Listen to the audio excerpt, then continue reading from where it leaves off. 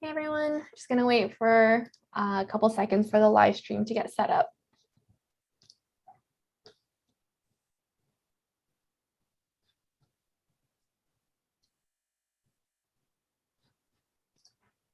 Great.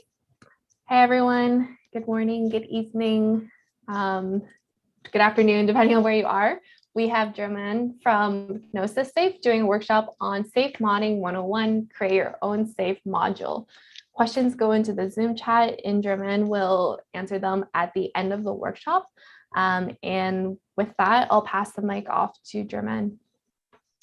Hello, everyone, and thank you for having us. So I'm Germán. I work at the Gnosis Safe team, and today I want to present you how to build or how to create your own safe module. So today we are going to cover three points. The first one will be the safe modules architecture. What are the components that are present in this architecture and how they are connected, and also why we need them. Then we are going to talk about how to manage different safe modules and what are the operations that we can execute. For example, we can enable a module into a safe, we can disable a module, we can execute a transaction using a module instead of the regular common flow where the signers need to sign, etc. So in general, we are going to see how to use them.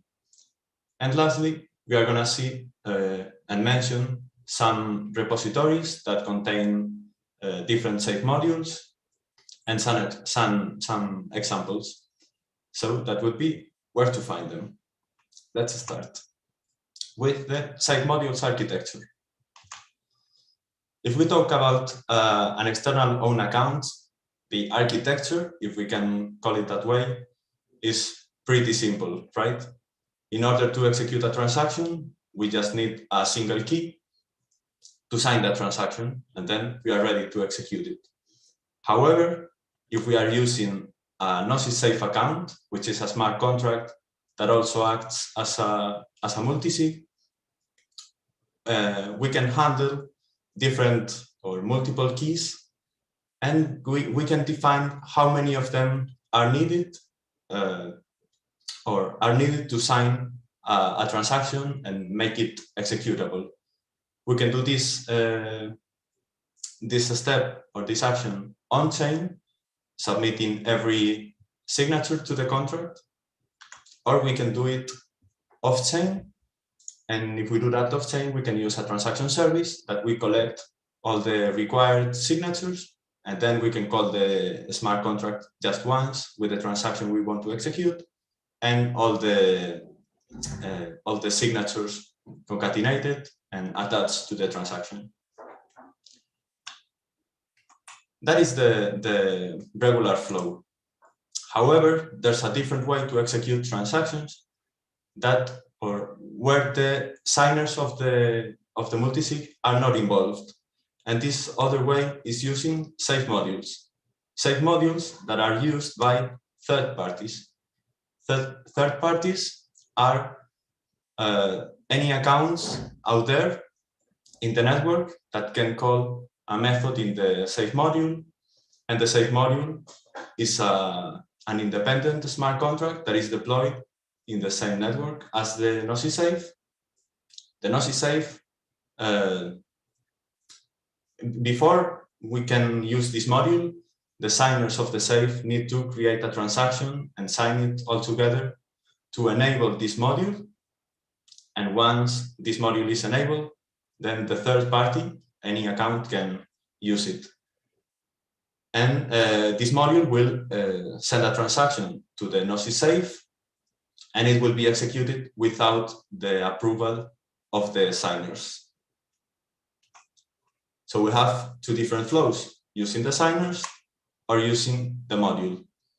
In case at any point in time we lose our keys and we lose the control of our safe, if our safe module is about or is implementing a recovery mechanism somehow, this third party, individual or multiple accounts, could create a transaction, for example, to replace the multiple keys.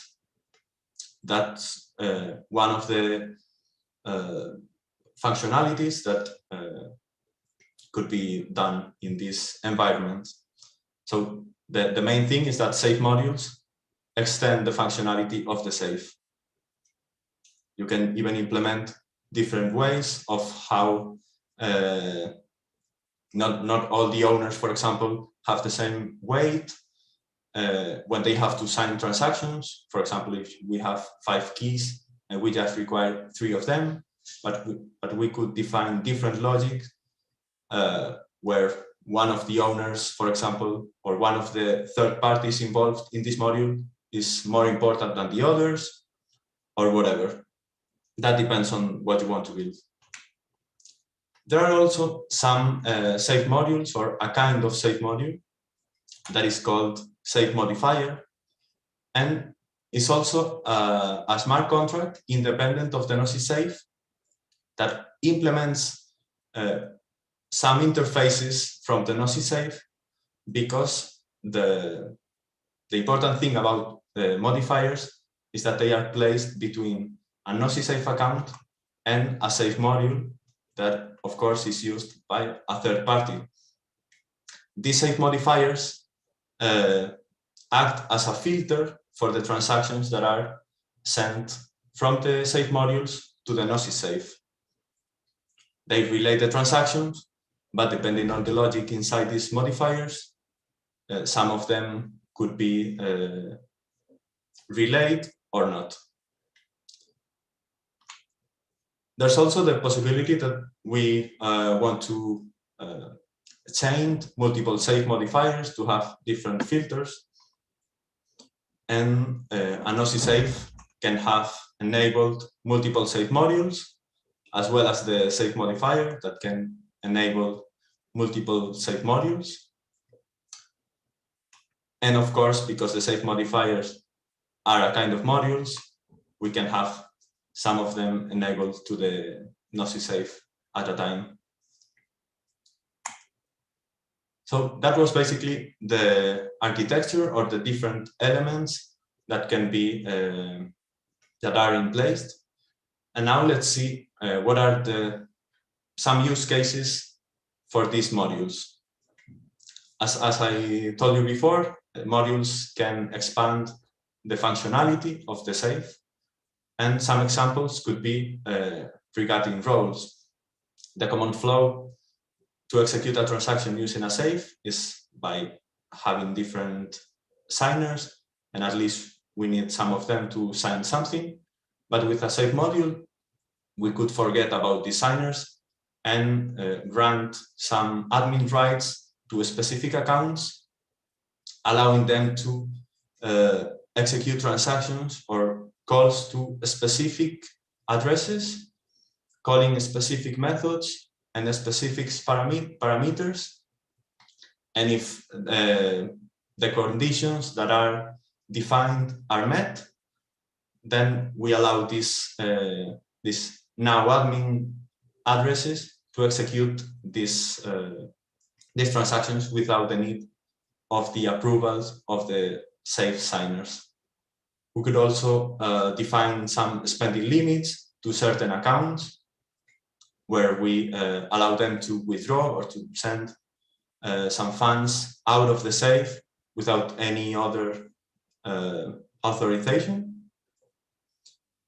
We could also, talking about recovery mechanisms, implement a recovery mechanism like social recovery. For example, we could deploy a module that has set different accounts that later in time they could altogether create a transaction that replaced the initial signers of the safe if we prove that they are not reachable and that we lost these keys. Or for example, and this is just these are just examples of what can be done. we could define secret questions and, for example, encrypt the answer of a question for you in case you lose your keys. And if you know the answer and provide that answer to the contract, then you can again execute this transaction to replace the original signers. Also, safe modules can define allow and deny lists of the target addresses that can be called, or decide if a safe module is now in use or if it's not in use anymore. And the modifiers, as we saw before, they can implement time logs or cooldown periods, where if you have a module and then a modifier and then the safe, and the module executes a transaction, sends a transaction to the safe, but that transaction is received first by the modifier, and the modifier, for example, has defined that every transaction needs to wait for 1 day, then all the received transactions could be enqueued and wait there for 1 day. That's just, these are just different possibilities, but if you are interested in safe modules, what you can implement there, the logic, it really depends on your needs. So now we saw what was the architecture. Let's see how we can manage them. What are the different operations? These operations are, we can enable a module in a safe, we can disable a module, we can check if a certain address is enabled, we can get the list of all the modules that are currently enabled, and lastly, we can execute a transaction using a module. So let's see all of them a little bit in detail. And this is just the different steps we need to do in order to execute a transaction using a module. We saw them before. We need to deploy a new safe or use an existing one. We need to deploy a new safe module or use an existing one. We need to enable the module from the safe, and then after that, that module is ready to execute transactions. So now we have two different point of views here. We have the point of view from the safe that will receive these transactions coming from the module, and we have the point of view from the module that is sending the transactions to the safe. Let's start with the safe and let's continue with the module. So Gnosis Safe.sol. This is a super simplified version of the Gnosis Safe contract that, among other things, it is a module manager. The module manager is one of the Safe core contracts that implements all the logic to perform these operations that we saw before, like enable a module, disable a module, execute a transaction using a module, etc. So when we set up a new Gnosis Safe, there's a call to set up modules. And if we see the module manager contract, also super simplified, we see that there are two variables. We have the Sentinel modules that is set to the address 0x1 that we will use later. And we have the modules variable that is a mapping where the keys and the values are addresses. And when we set up the modules, we are going to use the Sentinel module, the address 0x1, as the value and the key, as the key and the value of that initial module mapping. With this mapping, we will build a kind of a linked list where if we want to add a new module, we are going to use it as the value where the key is the Sentinel module, because if we want to navigate through this mapping, we just know the Sentinel module. So we check that key and get the value. that would be a module that is enabled, for example. Then we also need to store this module as a key and point to a value that is the Sentinel module. If there are no modules enabled, or if we have more modules, then the value of the key that was a module will be a different module, and we are going to have something like a linked list that we could navigate forward but not backwards until we find the Sentinel module. So knowing that we can enable a module, knowing that a module cannot be null or cannot be the Sentinel, because we need the Sentinel to identify the beginning and the end of this linked list. And we cannot add a module twice. We can also disable a module, very similar, but the opposite action. And we have to validate the module address and check that it was already enabled. We can see if a module is enabled by checking if the module we are passing to this method is different than the Sentinel module, and if the value of this key using this module as the key is different than 0x, knowing that there is some value there. We could also return or get all the list paginated of the modules that are enabled in the contract. We can provide to this method an address that we call the start. For the first time will be the Sentinel address.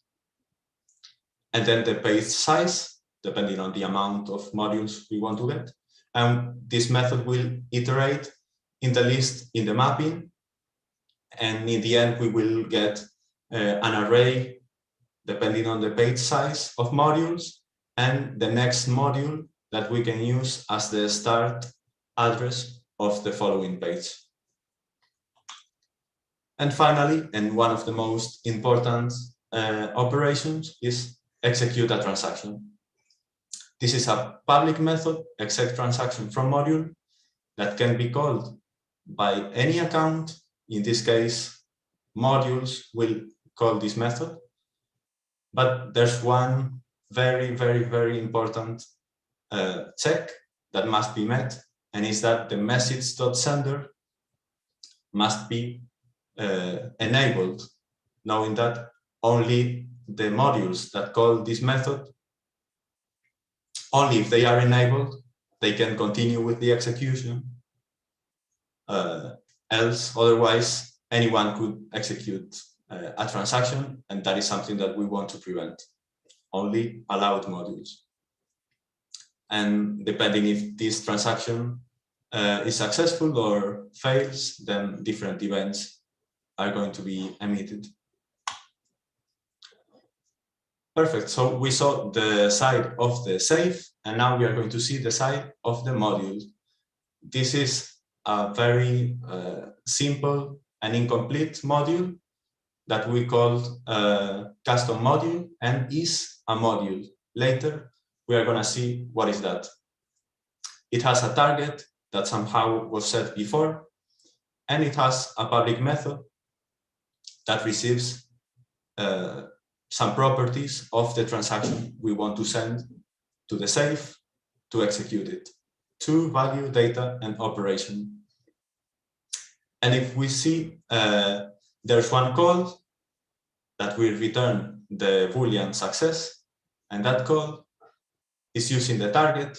The target is the safe that has this module enabled, or if we are using a modifier, then it's the modifier because the module will send this transaction to the modifier and then the modifier to the safe. So whatever it is, we are using that target and call the method exec transaction from module and pass these properties. So we saw what are the different components in this architecture, the modules and the modifiers, also how to handle them, how to add them, remove them, get a list of them. And now we are going to see some examples or mention some famous modules that are used these days. First of all, some repositories that are very useful. First one is the Safe contracts that you can find in the account Safe Global from GitHub. Safe contracts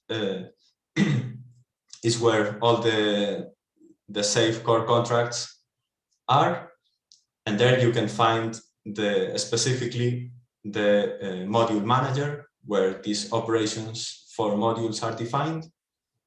Then we have the Safe modules, also from the same account on GitHub, and this has the implementation of a couple of modules that the team built, specifically the allowance module, for example. And finally, we have another very important repository, which is from Zodiac inside the Gnosis account. And Zodiac is a composable DAO tooling standard that is built on top of the Gnosis Safe. And they have implemented different modules and modifiers that are used by quite some DAOs. So let's see some examples. I provide here the links, so if you are interested, you can check them later. These are for example, this module is the one that is used here. The custom module is a module. This was implemented by the Zodiac team. And if you go to GitHub, you can see this module that has a target, which is the account that is receiving the transactions that are sent from this module. There are some setters, and at some point we have a method that is called exec, that is internal. So you could use that from your module. It has some logic, and we can see the call to the method exec transaction from module that is in the target, as we saw before.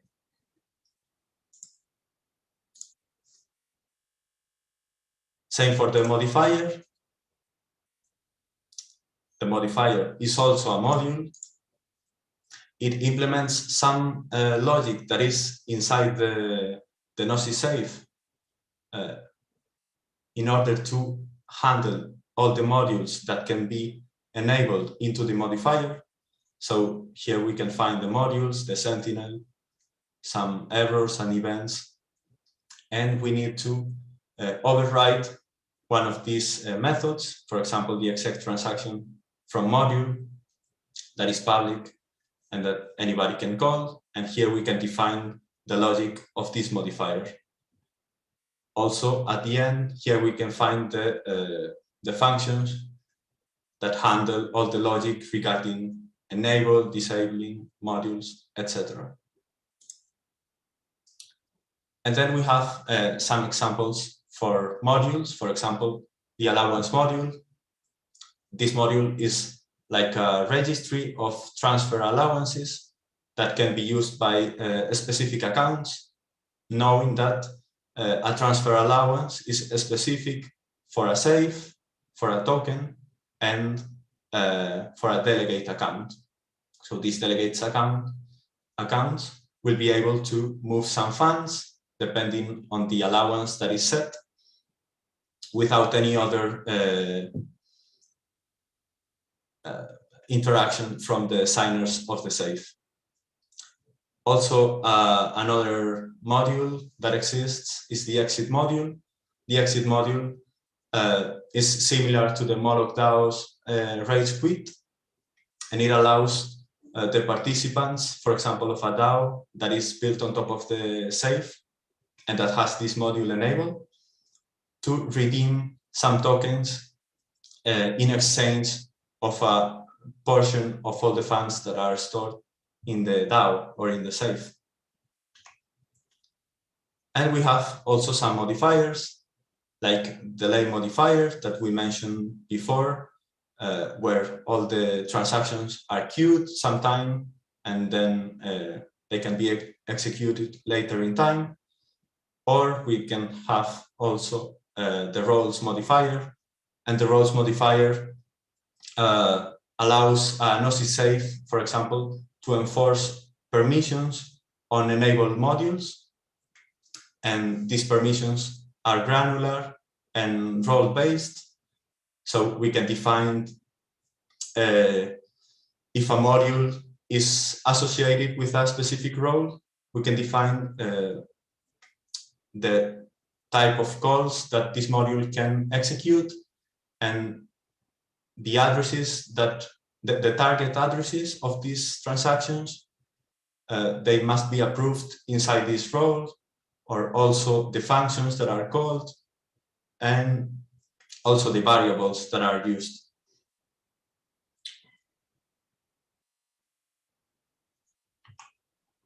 So knowing these three big topics, now the question is, will you build the next safe module in the following weeks with us? We hope so. So that's all from my side. You can find us on Twitter, on Gnosis Safe, and we also use Discord and our forum. And we have a specific channel in the ETH Global Discord. So thank you very much, everyone, for attending. And I hope this talk was useful for you.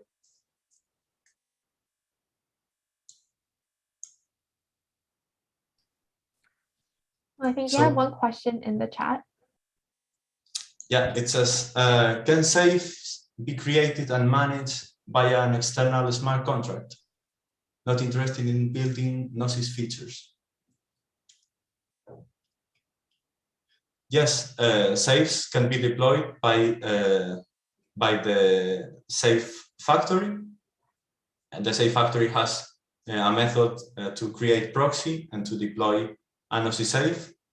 And that can be called, it's just a call you have to send to this contract.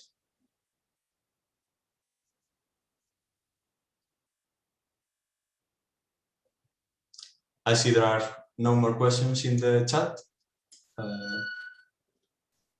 But if you have any other question that comes to you later, we will be in Discord and we can check that there. All right, perfect. Thank you so much for taking the time to do this wonderful workshop with the Hack Money hackers. Yeah, as Germán said, that he will be reachable. He and the team will be reachable on the ETH Global Discord in sponsor Gnosis Safe. So if you have any questions, definitely feel free to reach out there. And with that being said, thank you so much to the rest of you for joining today's workshop. We do have one more. Sorry. Yeah, go ahead. Go ahead. One more thing. We have 2 bounties for this hackathon. One is free, like building something on top of the safe, whatever you want. And the other is specifically building something using the role modifier. So that was it. Thank you. Perfect. Sounds good. Thanks for the announcement. And yeah, we do have one more workshop after this, a Scaffold ETH1. So hope to see all of you there as well. Otherwise, have a great rest of your day or evening or morning.